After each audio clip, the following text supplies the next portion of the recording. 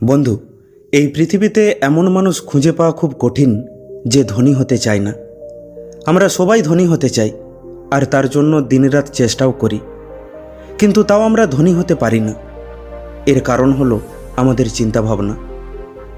ধনী হতে গেলে আমাদের ধনী মানুষের মতো চিন্তাভাবনা করতে হবে। সত্যি কথা বলতে, ধনী আর গরিব মানুষের মধ্যে প্রধান পার্থক্যই হলো তাদের মানসিকতার আর চিন্তাভাবনার। ধনী ও গরিব মানুষের চিন্তাভাবনার মধ্যে আকাশ পাতাল তফাৎ থাকে। তাই আজ আমরা এই ভিডিওতে জানব ধনী ও গরিব মানুষের চিন্তাভাবনার মধ্যে কি কি পার্থক্য থাকে। আর যতক্ষণ না আমরা এই পার্থক্যগুলো বুঝব, ততক্ষণ আমরা ধনী হতে পারবো না। আজকের এই ভিডিওটি আপনাকে শেখাবে ধনী হতে গেলে আমাদের কীরকম চিন্তাভাবনা করতে হবে আর আমাদের মানসিকতাই বা কীরকম হতে হবে। তাই ভিডিওটি অত্যন্ত গুরুত্বপূর্ণ হতে চলেছে। অবশ্যই ভিডিওটি শেষ পর্যন্ত দেখুন। প্রথম পার্থক্য, ধনী মানুষেরা মনে করে আমি আমার জীবন নিজেই তৈরি করব, আর গরিব মানুষেরা মনে করে কপালে থাকলে তবেই হব। গরিব মানুষ জীবনের দায়িত্ব নেওয়ার বদলে কপালের নামে দোষ দিয়ে থাকে। ধনী মানুষেরা মনে করে আমি যদি ধনী হতে না পারছি সেটা আমার দোষ। কিন্তু গরিব মানুষেরা মোটেও এরকম ভাবে না। তারা কোনো কিছুতেই নিজেকে দোষ দেবে না, তার বদলে তারা সরকারকে দোষ দেবে, পরিবারকে দোষ দেবে, ভাগ্যকে দোষ দেবে, ঈশ্বরকে দোষ দেবে, মা বাবাকে দোষ দেবে। তারা সবসময় অপরকেই দোষ দেয়। তারা নিজেকে ছেড়ে বাকি সবাইকে দোষ দিয়ে থাকে। দ্বিতীয় কথা হলো, তারা নিজেকে সবসময় ঠিক মনে করে। তাদের কাছে টাকা পয়সা নেই বলে তারা টাকা পয়সাকে গুরুত্ব দেয় না। তারা বলে বেশি টাকা পয়সা কামানো ভালো নয়। ভাবুন, আপনি যদি টাকা পয়সাকে গুরুত্বই না দেন, তাহলে টাকা পয়সা আপনার কাছে আসবে? কখনোই না। তাই যদি ধনী হতে চান, তাহলে টাকা পয়সাকে সম্মান করুন, টাকা পয়সাকে ভালোবাসুন। যখনই আপনার কাছে টাকা আসবে, তখনই টাকাকে প্রণাম করুন আর বলুন আমার কাছে আসার জন্য অসংখ্য ধন্যবাদ। তারপর দেখবেন আপনার জীবনে এমন এমন চমৎকার হতে শুরু করবে যা আপনি বিশ্বাসই করতে পারবেন না। এর মানে এই নয় যে আপনি কৃপণ, লোভী কিংবা পয়সা পাগল হয়ে উঠুন। আমার বলার অর্থ হলো টাকা পয়সাকে গুরুত্ব দিন। আমরা যতই বলি না কেন টাকা পয়সা সব কিছু নয়, কিন্তু আজকের দুনিয়ায় টাকা পয়সা অনেক কিছু, আর এটা প্রত্যেক ধনী মানুষ খুব ভালো করে জানে। তাই তারা টাকা পয়সার সম্মান করে, টাকা পয়সাকে গুরুত্ব দেয়। দ্বিতীয় পার্থক্য, ধনী মানুষেরা টাকার খেলা জিতার জন্য খেলে, আর গরিব মানুষেরা টাকার খেলা হারের থেকে বাঁচার জন্য খেলে। ধনী মানুষেরা তাদের লক্ষ্য ছোটোখাটো রাখে না, তারা বড় ভাবে, বড়র জন্য খেলে। সেখানে গরিব মানুষেরা কাজ চালানোর কথা ভাবে। যদি কোনো মানুষের চালিয়ে নেওয়ার মতো মানসিকতা থাকে, তাহলে তার চলেই যাবে। সে ততটাই পাবে যতটাতে তার চলে যাবে, তার থেকে 1 টাকাও বেশি পাবে না।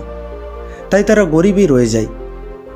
মধ্যবিত্তরা এর থেকে 1 স্টেপ আগে যেতে পারে। তাদের লক্ষ্য থাকে আরামদায়ক পরিস্থিতিতে থাকা, মানে আরাম করে পেরিয়ে গেলেই হবে। কিন্তু আরামদায়ক হওয়া আর ধনী হওয়ার মধ্যে পার্থক্য আছে। তাই যেসব মানুষ আরামদায়কভাবে জীবন কাটাতে চায়, তারা তাদের প্রয়োজনীয় জিনিসগুলো ঠিকঠাক করে কিনতে পারে না। দাম দেখে ভেবে চিন্তে কিনতে হয়, ইচ্ছা মতো নয়। সোজা কথায় বললে, আপনার লক্ষ্য যদি আরামদায়কভাবে থাকা হয়, তাহলে এটা নিশ্চিত আপনি কোনোদিনও ধনী হতে পারবেন না। কিন্তু যদি আপনি ধনী হওয়ার লক্ষ্য নিয়ে এগিয়ে যান, তাহলে এটা নিশ্চিত যে আপনার জীবন আরামদায়কভাবে তো কেটেই যাবে। একটা পুরনো কথা আছে, যদি আপনি তারাকে লক্ষ্য করেন, তাহলে চাঁদ পর্যন্ত তো পৌঁছেই যাবেন। মানে কোটি টাকার লক্ষ্য নিয়ে চললে লাখ টাকা তো কামিয়েই নেবেন। কিন্তু গরিব মানুষ নিজের ছাদ পর্যন্ত পৌঁছাতে পারে না, কারণ তারা ছোট লক্ষ্য রাখে আর তারপর ভাবে আমি সফল হতে পারছি না কেন। একটা কথা মনে রাখবেন, আপনি ততটাই পাবেন যতটার লক্ষ্য রাখবেন। তাই ধনী হতে গেলে চিন্তাভাবনাটাও উঁচু রাখতে হবে। কাজ চালিয়ে নেওয়া বা আরামদায়কভাবে থাকার মতো ভাবলে চলবে না, তার থেকে বেশি ভাবতে হবে। হেরে যাওয়ার ভয় করলে চলবে না। তাই যদি আপনি সত্যিই ধনী হতে চান, তাহলে জিতার জন্য খেলুন, হার থেকে বাঁচার জন্য নয়। তৃতীয় পার্থক্য, ধনী মানুষেরা ধনী হওয়ার জন্য নিজেকে সমর্পণ করে দেয়, আর গরিব মানুষেরা কেবল ধনী হতে চায়। ভালো করে বুঝুন, এখানে আমি সমর্পণ শব্দ ব্যবহার করেছি। চাওয়া আর সমর্পণ হওয়ার মধ্যে আসমান জমিন পার্থক্য রয়েছে। সমর্পণ মানে বিনা সংকোচে নিষ্ঠার সাথে নিজেকে নিয়োজিত করা, মানে রাত হোক বা দিন, সকাল হোক বা সন্ধ্যা, রোদ হোক বা জল, আপনাকে নিজের কাজ করে যেতে হবে। কোনো চেষ্টা বাকি রাখা চলবে না। অর্থ উপার্জন করার জন্য নিজের 100% দিয়ে চেষ্টা করতে হবে, মানে সেটার জন্য যেটা প্রয়োজন সেটা করতে হবে, আর ততক্ষণ করতে হবে যতক্ষণ সেটার প্রয়োজন হবে। এটা যোদ্ধাদের নিয়ম, কোনো অজুহাত নয়, কোনো কিন্তু পরন্তু নয়। যোদ্ধাদের নিয়ম একটাই, করব নয় মরব। আপনি রোজ 15 থেকে 16 ঘন্টা কাজ করতে পারবেন, ধনী মানুষেরা করে। আপনি সপ্তাহের 7 দিনই কাজ করতে রাজি আছেন, ধনী লোকেরা রাজি আছে। আপনি দৈনন্দিন জীবনের মজা ও ফুর্তিগুলোকে ত্যাগ করতে পারবেন, ধনী লোকেরা পারবে। আপনি কোনো রিস্ক নিতে পারবেন, ধনী লোকেরা পারবে। ধনী লোকেরা নিজের লক্ষ্যকে পূরণ করার জন্য সব কিছু করতে রাজি আছে। চতুর্থ পার্থক্য, ধনী মানুষেরা সবসময় সুযোগের উপর মনোযোগ দেয়, আর গরিব মানুষেরা বাধার উপর মনোযোগ দেয়। ধনী ব্যক্তিরা সেটাতে ধ্যান দেয় যেটা তারা পেতে চায়, আর গরিব লোকেরা সেটাতে ধ্যান দেয় যেটা তাদের আটকে দেয়। ব্রহ্মাণ্ডের নিয়ম বলে, যেখানে আপনি ধ্যান দেবেন সেটাকেই আপনি আকৃষ্ট করবেন। ধনী ব্যক্তিরা সুযোগের উপর ধ্যান দেয়, তাই তারা সুযোগ পায়। অন্যদিকে গরিব লোকেরা বাধা আর সমস্যার উপর ধ্যান দেয়, তাই তাদের সামনে বাধা আর সমস্যা এসে উপস্থিত হয়। কথাটা একদম পরিষ্কার, যেখানে আপনার মনোযোগ থাকবে সেটাই আপনার সামনে আসবে। অপরচুনিটি বা সুযোগের উপর মনোযোগ দিলে সুযোগ আসবে, বাধার উপর মনোযোগ দিলে বাধা আসবে। পঞ্চম পার্থক্য, ধনী মানুষেরা সবসময় পজিটিভ ও সফল মানুষের সাথে থাকে, আর গরিব মানুষেরা নেগেটিভ ও ব্যর্থ মানুষের সাথে থাকে। ধনী ব্যক্তিরা সফল মানুষের থেকে প্রেরণা নেয় আর ভাবে, ও যদি করতে পারে তাহলে আমিও করতে পারবো। সেখানে গরিব লোকেরা অসফল মানুষকে দেখে আর ভাবে, ও যদি না পারে তাহলে আমি কি করে পারবো। সংক্ষেপে বললে, যদি আপনি বাজের মতো উড়তে চান তাহলে কাকের সঙ্গ ত্যাগ করুন। ধনী হতে গেলে সফল ও পজিটিভ মানুষের সাথে থাকাটা যতটা জরুরি, তেমনি নেগেটিভ ও ব্যর্থ মানুষের থেকে দূরে থাকাটাও ততটাই জরুরি। ধনী ব্যক্তিরা বিজেতাদের সাথে উঠা বসা করে, গরিব লোকেরা পরাজিতদের সাথে উঠা বসা করে। মানেটা পরিষ্কার, ধনী মানুষের থেকে শিখুন। ধনী মানুষকে দেখে হিংসা না করে, লজ্জা না পেয়ে তাদের সাথে পরিচয় করুন। তাদের দেখে নিজেকে বলুন, ওরা যদি করতে পারে তাহলে আমিও করতে পারবো। ষষ্ঠ পার্থক্য, ধনী মানুষেরা নিজেকে সমস্যার থেকে বড় মনে করে, আর গরিব মানুষেরা নিজেকে সমস্যার থেকে ছোট মনে করে। মানে ধনী ব্যক্তিরা কখনো তাদের সমস্যার সামনে হার মানে না, তারা সমস্যা দেখে পালিয়ে যায় না, বরং সমস্যার মুখোমুখি করে, আর ততক্ষণ করতে থাকে যতক্ষণ না সমস্যার সমাধান হচ্ছে। ধনী লোকেরা সমস্যার সাথে যেভাবে হোক লড়তে থাকে, হার মানে না। গরিব লোক ঠিকের বিপরীত ব্যবহার করে, তারা সমস্যার থেকে বাঁচার জন্য যে কোনো কিছু করতে রাজি থাকে। তারা সমস্যার মুখোমুখি হওয়ার বদলে সমস্যা দেখলে পালিয়ে যায়, আর এই সমস্যার থেকে বাঁচার জন্য তারা সবচেয়ে বড় সমস্যাটাকে নিমন্ত্রণ করে ফেলে, আর সারা জীবন দুঃখী থাকে। সর্বদা মনে রাখবেন, আপনি যত বড় সমস্যার হাল করতে পারবেন, আপনি তত সফল হয়ে উঠবেন। আপনি যত বড় দায়িত্ব পালন করতে পারবেন, আপনি তত উন্নতি করবেন। আপনি যত বেশি গ্রাহককে সামলাতে পারবেন, আপনি তত সফল হয়ে উঠবেন।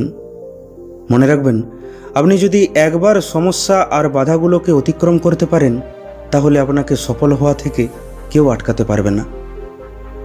সপ্তম পার্থক্য, ধনী মানুষেরা ধনী হওয়ার জন্য প্রবল ইচ্ছা রাখে, আর গরিব মানুষেরা ধনী হওয়ার জন্য প্রবল ইচ্ছা রাখে না।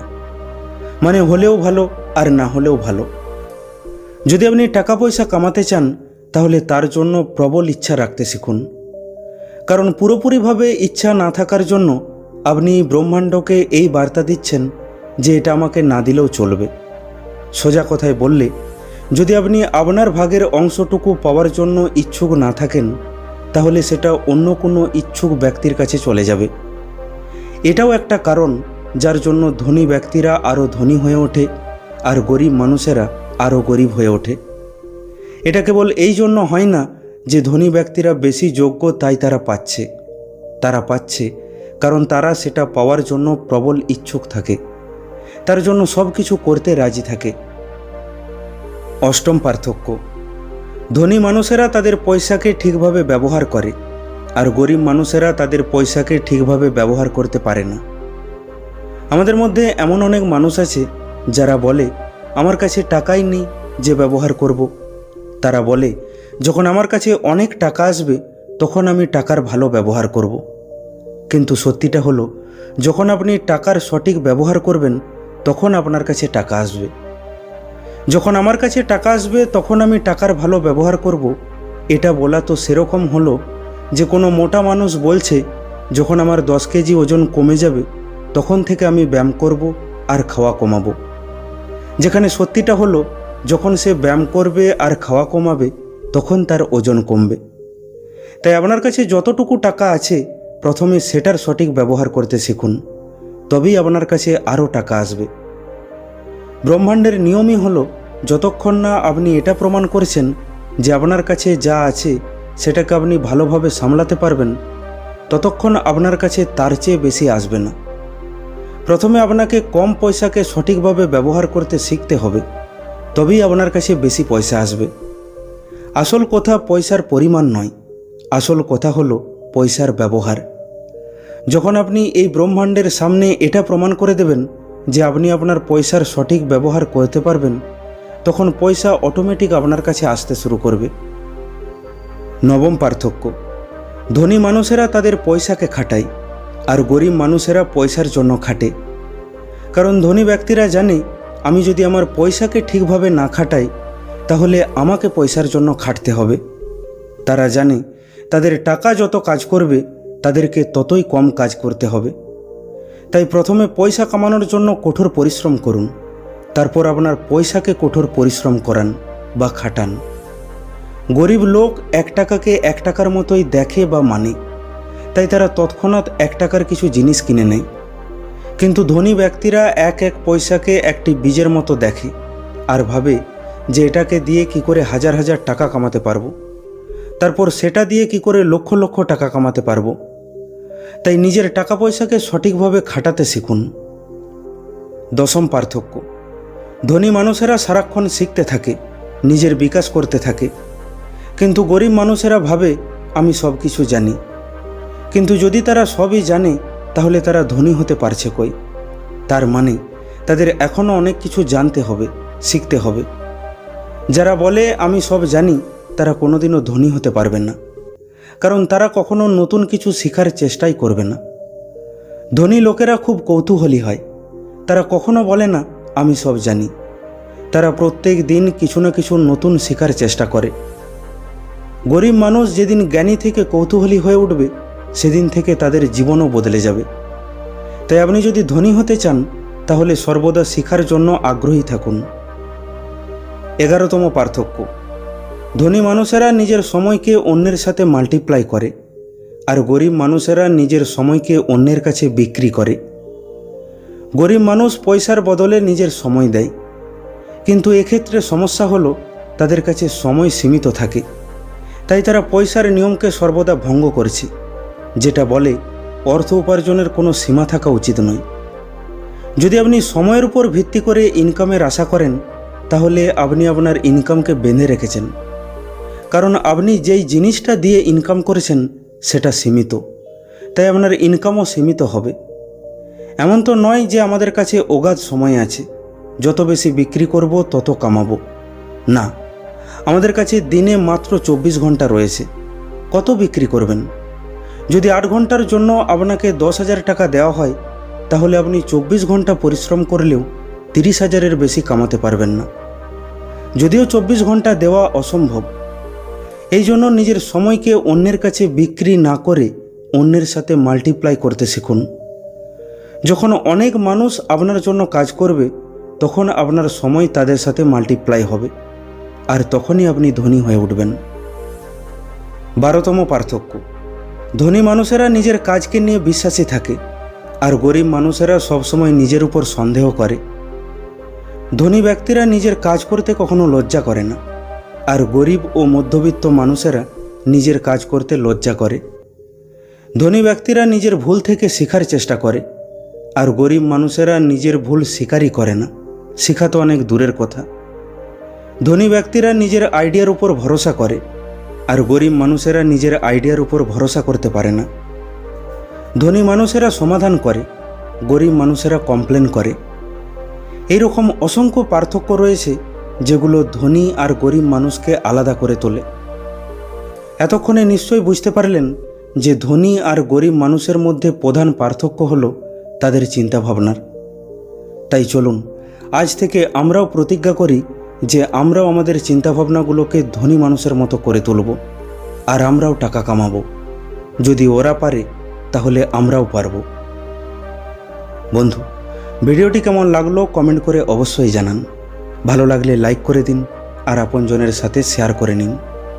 প্রতিনিয়ত এই রকম শিক্ষামূলক ভিডিও পেতে এখনই আমাদের ইউটিউব চ্যানেলটিকে সাবস্ক্রাইব করে নিন। খুব তাড়াতাড়ি ফিরে আসব অন্য একটি শিক্ষামূলক ভিডিও নিয়ে। ভালো থাকবেন। ধন্যবাদ।